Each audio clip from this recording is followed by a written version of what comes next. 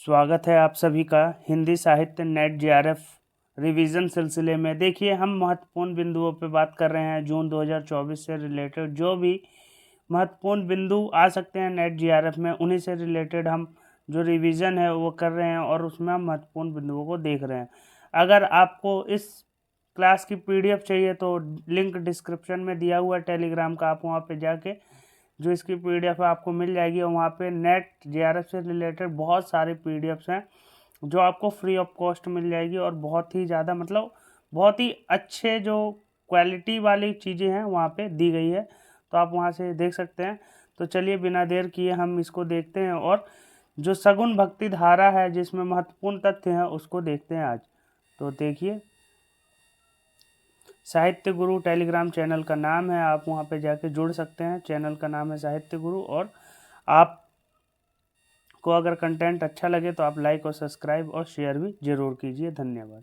देखिए, सूरदास के रुनकता जन्मस्थान का समर्थन करने वाले विद्वान हैं श्याम सुंदर दास, रामचंद्र शुक्ल और हजारी प्रसाद द्विवेदी। देखिए, सूरदास का जो जन्म स्थान है रुनकता भी माना जाता है, जो कि 3 विद्वान हैं, श्याम सुंदर दास, रामचंद्र शुक्ल और हजारी प्रसाद द्विवेदी। ये तीनों के तीनों समर्थन करते हैं कि जो सूरदास का जन्म है ना वह रुनकता में हुआ है। ठीक है।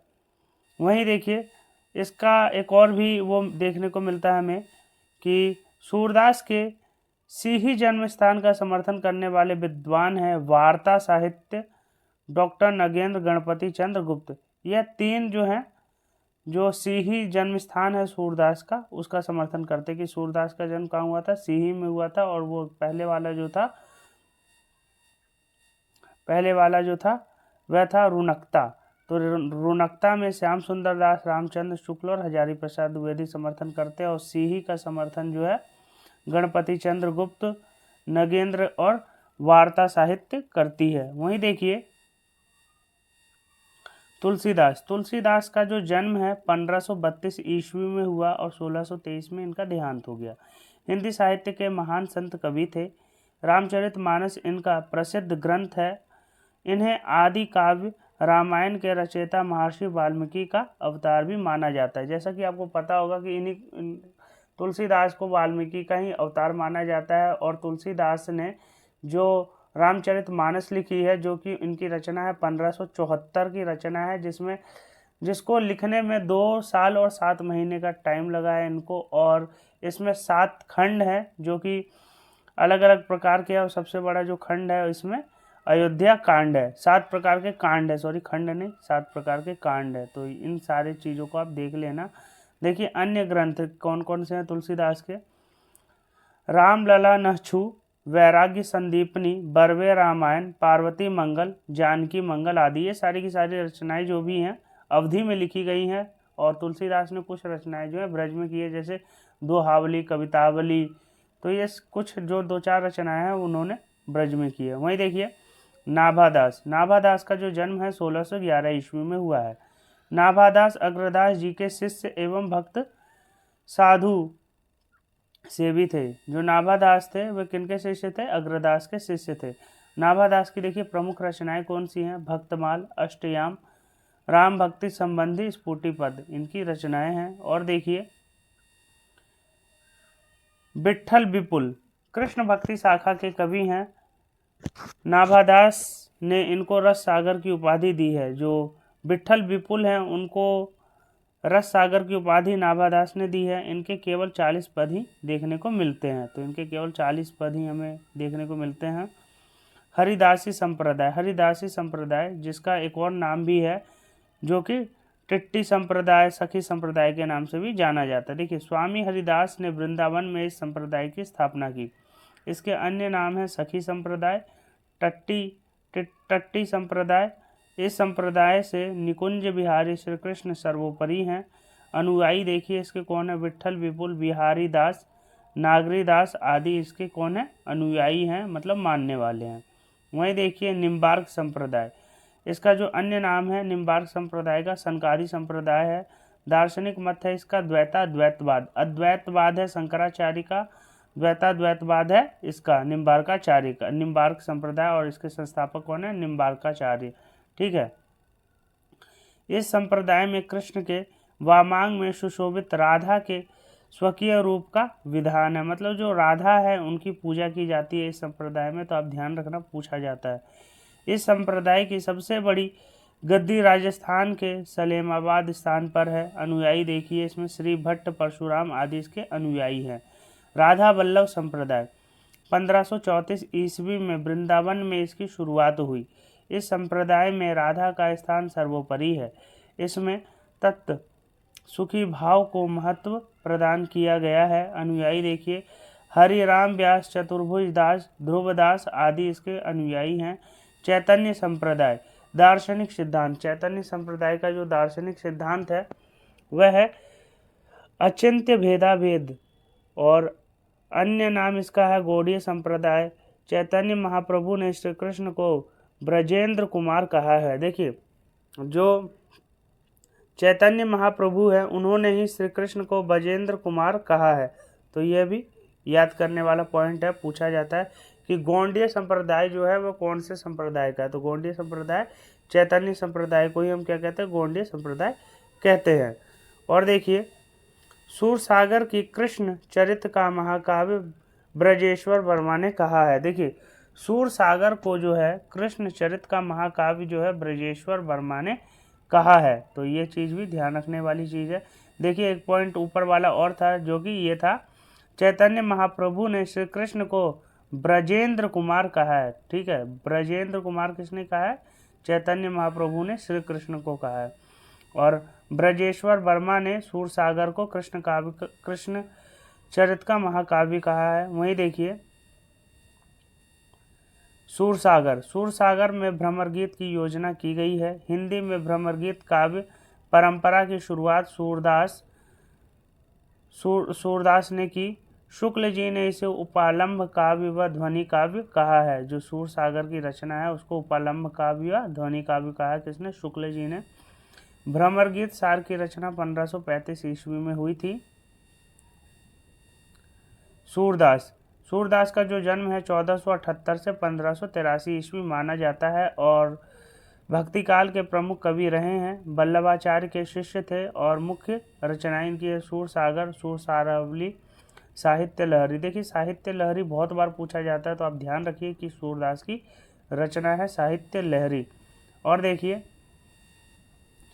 तुलसीदास कृत रचनाओं में से मुक्तक काव्य कौन कौन से हैं, ये भी पूछा जाता है कि तुलसीदास ने मुक्तक काव्य कौन कौन से लिखे हैं। तो कवितावली जो इनकी रचना है ब्रज भाषा में है, मुक्तक काव्य है। रामाज्ञा प्रश्न, यह भी मुक्तक काव्य है। दोहावली, यह भी ब्रज भाषा में लिखा गया इनका काव्य है, यह भी मुक्तक काव्य है। कवितावली, दोहावली और रामाज्ञा प्रश्न, ये सारी की सारी इनके मुक्तक काव्य हैं। और देखिए तुलसीदास का जो जन्म है 1532 से 1623 ईस्वी माना जाता है। गुरु, शिक्षा गुरु इनके से सनातन, मतलब सनातन धर्म के थे, तो शिक्षा इन्होंने सनातन में ही प्राप्त की। और इनके गुरु का नाम था नरहरियानंद। यह भी पूछा जाता है कि नरहरियानंद के शिष्य कौन थे, तो तुलसीदास जो थे इनके शिष्य थे। तुलसी पर श्री संप्रदाय का प्रभाव देखा जाता है। श्री संप्रदाय का प्रभाव जो है तुलसीदास पे हमें देखने को मिलता है, जो कि रामानुजाचार्य का संप्रदाय है और रामानुजाचार्य की ही परंपरा में तुलसीदास आते हैं। मुख्य रचनाएं देखिए वैराग्य संदीपणी, जानकी मंगल, पार्वती मंगल, कृष्ण गीतावली, विनय पत्रिका आदि।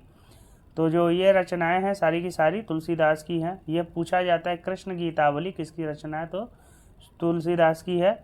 और देखिए नाभादास ने इन्हें कलिकाल का वाल्मीकि कहा है। यह भी पूछा जाता है कि जो तुलसीदास के बारे में कलिकाल का वाल्मीकि किसने कहा है, तो नाभादास ने कहा है।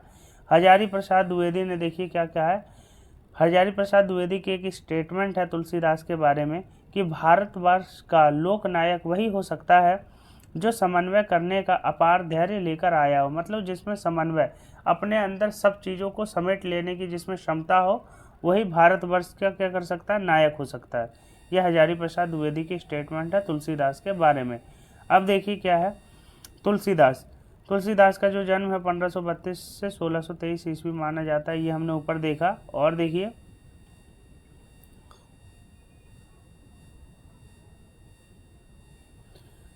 रामानंद की कृति, जो रामानंद हैं, जो कि रामानंद किनके गुरु थे? कबीर के गुरु हैं। तो कबीर रैदास इनके गुरु हैं रामानंद। तो रामानंद के जो गुरु रामानंद जो हैं उनकी एक कृति है वैष्णव व मताब्ज भास्कर।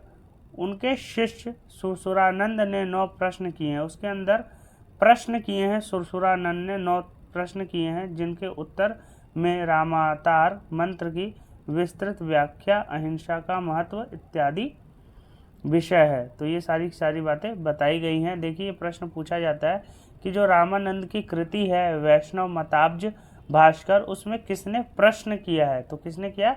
सुरसुरानंद ने प्रश्न किए हैं 9 तरह के। और देखिए क्या है, रामानंद का जो जन्म है 1299 ईस्वी में हुआ है। वहीं इनका जो संप्रदाय है रामावत संप्रदाय है। रामानंद ने भक्ति के द्वार सभी वर्ग के लोगों के लिए खोले।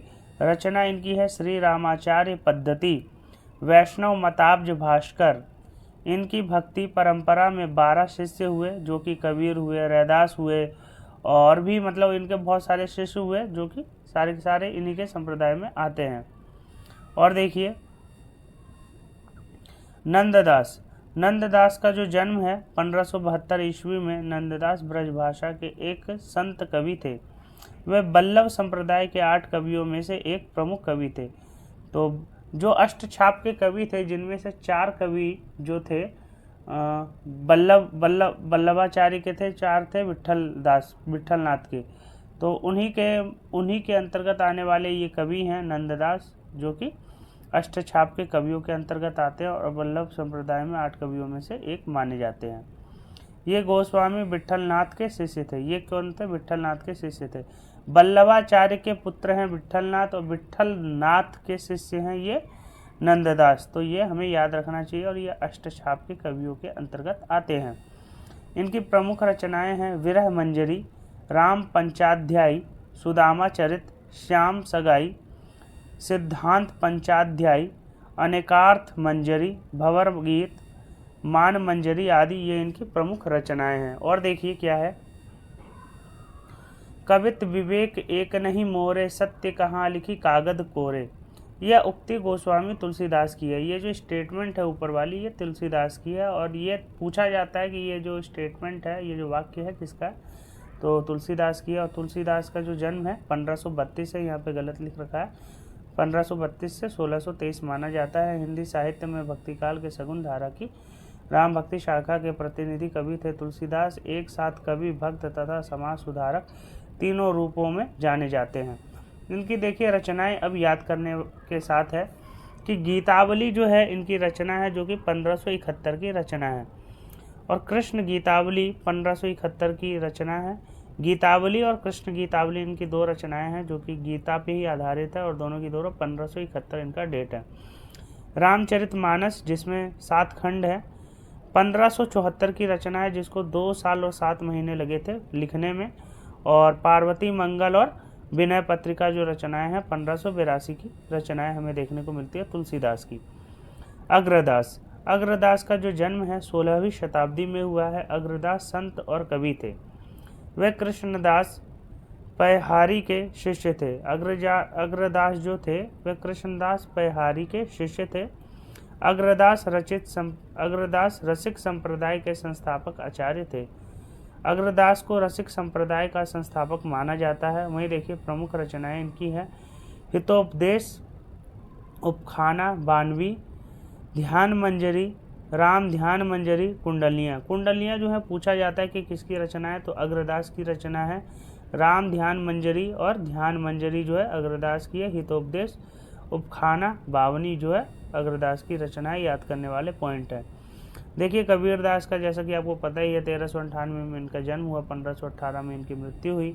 कबीर 15वीं सदी के भारतीय रहस्यवादी कवि थे और संत थे। उन्होंने समाज में फैली कुरीतियों, कर्मकांड, अंधविश्वास की निंदा की और सामाजिक बुराइयों की कड़ी आलोचना भी की। तो कबीर जो थे फक्कड़ आदमी थे और उनके बारे में ये सारी बातें जो हैं पूछी जाती हैं। शुक्ल जी ने अग्रदास की कविता को कृष्ण भक्त कवि नंददास के समान बताया है। यह पूछा जा सकता है कि अग्रदास की कविता को नंददास के समान किसने बताया है? तो शुक्ल जी ने बताया है। अग्रदास की भाषा सरस ब्रज है। नाभादास ने अपने गुरु अग्रदास को बाग बगीचों का प्रेमी बताया है। जैसा कि पूछा जाता है कि अग्रदास के जो शिष्य थे वो कौन थे, तो नाभादास थे। वैसे ही प्रश्न बनाया जाता है कि नाभादास के जो गुरु थे वो कौन थे, तो अग्रदास थे। और अग्रदास जो थे बाग बगीचों के प्रेमी व्यक्ति थे। अग्रदास ने स्वयं को सीता की सखी मानकर राम भक्ति में काव्य रचनाएं की हैं। वहीं देखिए ध्यान मंजरी और राम ध्यान मंजरी जो है अग्रदास की रचनाएं हैं, जो कि रसिकोपासना का सिद्धांत ग्रंथ है। अग्रदास ने नीतिपरक कुंडलियों की रचना की। अष्टयाम या रामाष्टयाम में संस्कृत भाषा में रचित गीता बल्लभ राम की दैनिक लीला का चित्रण किया गया है। तो ये सारी जो है अग्रदास की रचनाएं हैं और उनसे रिलेटेड जो भी है महत्वपूर्ण पॉइंट है जो कि स्टेटमेंट के रूप में आजकल यूजीसी नेट पूछने लगी है। और देखिए नाभादास की प्रमुख रचना है भक्तमाल। भक्तमाल जो है बहुत बार पूछा गया कि किसकी रचना है, तो नाभादास की रचना है। और नाभादास के जो गुरु हैं अग्रदास है, तो याद रखने वाला पॉइंट है। और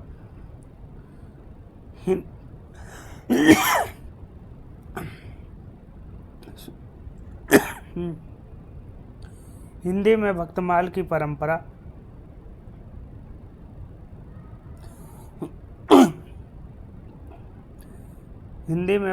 की परंपरा का सूत्रपात किया। केशवदास की प्रमुख रचनाएं हैं रसिक प्रिया, रामचंद्र चंद्रिका। देखिए पूछा जाता है कि जो रामचंद्र चंद्रिका है किसकी रचना है, केशवदास की रचना है। कवि प्रिया, रतन बावनी, विज्ञान गीता, छंदस माल आदि जो सारी रचनाएं केशवदास की है। तुलसीदास की प्रमुख रचनाएं हैं रामचरितमानस, विनय पत्रिका, कृष्ण गीतावली, दोहावली, बरवे रामायण, कवितावली आदि जो है तुलसीदास की प्रमुख रचनाएं हैं। तो ये पूछी जाती है, याद होनी चाहिए। और देखिए निम्बार्काचार्य का जो जन्म है 1250 ईस्वी माना जाता है और वैष्णव संप्रदाय के प्रवर्तक व इनसे निम्बार्क संप्रदाय भी कहा जाता है। निम्बार्क संप्रदाय को वैष्णव संप्रदाय भी कहा जाता है। और इनकी जो रचनाएं हैं 10 श्लोकी मंत्ररहस्य षोडशी इनकी रचनाएं हैं। वहीं देखिए निम्बार्क संप्रदाय, इसका जो अन्य नाम है सनकादि संप्रदाय है। दार्शनिक मत द्वैतवाद है। इस संप्रदाय में कृष्ण के वामांग में सुशोभित राधा के स्वकीय रूप का विधान है। इस संप्रदाय की सबसे बड़ी गद्दी राजस्थान के सलेमाबाद स्थान पर है। अनुयायी जो हैं श्री भट्ट, परशुराम आदि इसके अनुयायी हैं। वहीं देखिए नंददास, जन्म 1572 ईस्वी। नंददास ब्रजभाषा के एक संत कवि थे। वे बल्लभ संप्रदाय के 8 कवियों में से एक प्रमुख कवि थे। तो ये सारे पॉइंट दोहरा गए हैं, तो कोई बात नहीं, आप देख लीजिए। नंददास की प्रमुख रचनाएं हैं राज पंचाध्यायी, सिद्धांत पंचाध्यायी, अनेकार्थ मंजरी, मान मंजरी आदि की सारी नंददास की प्रमुख रचनाएं हैं। स्वामी अग्रदास जो कि नंददास के गुरु हैं, जन्म 16वीं सदी। स्वामी अग्रदास संत और कवि थे। वे कृष्णदास पैहरी के शिष्य थे। ये भी देखिए पूछा जा सकता है कि जो अग्रदास थे वे किन के शिष्य थे। अग्रदास के जो शिष्य हैं वे तो नंददास हैं, लेकिन अग्रदास जो थे उनके गुरु कौन थे, तो पैहरी दास जो थे इनके गुरु थे अग्रदास के। प्रमुख रचनाएं देखिए हितोपदेश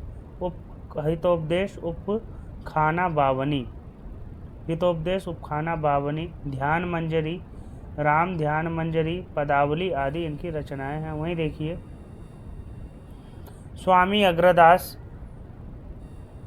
ये सारी चीज़ें रिपीट हो गई हैं तो इनको मैं छोड़ देता हूँ। देखिए तुलसीदास के बारे में, तुलसीदास 1532 से 1623 हिंदी साहित्य के महान संत कवि थे और इनके बारे में भी हमने देखा। तो ये कुछ पॉइंट जो है रिपीट हो गए हैं। रसलीन के बारे में देखते हैं। रसलीन जो है जिनका जन्म 1699 ईस्वी माना गया है और 1750 ईस्वी तक है। अंग दर्पण 1737 ईस्वी की इनकी रचना है रसलीन की। वहीं प्रबोध 1741 ईस्वी की रचना है। इनकी प्रमुख रचनाएं हैं अंग दर्पण 1737 और रस प्रबोध 1741 ईस्वी। वहीं देखिए ठाकुर की रचना है 1766 से 1833 ईस्वी। ठाकुर का जो जन्म है 1776 से 1833 ईस्वी माना गया है। रचनाएं इनकी है ठाकुर शतक आदि इनकी प्रमुख रचनाएं हैं। बोधा के बारे में देखते हैं। बोधा जन्म 1747 ईस्वी। ये जितने भी रचनाकार हैं बोधा, ठाकुर और रसलीन, ये सारे के सारे रीति मुक्त काव्य धारा के कवि हैं, तो आप ध्यान रखिएगा और देखते चलिए। बोधा जन्म 1747 ईस्वी। रचनाएं विरह, वारिस, इश्कनामा आदि इनकी रचनाएं हैं। तो ये सारे के सारे जो हैं प्रमुख लोग हैं। आलम भी जो हैं रीति मुक्त काव्य धारा के कवि हैं। और माधवानल कामकंदला, बहुत बार पूछा जाता है कि आलम की जो रचना है माधवानल कामकंदला किसकी रचना है, तो ये आलम की रचना है। श्याम स्नेही, सुदामा चरित और आलम केली आदि इनकी रचनाएं हमें देखने को मिलती है।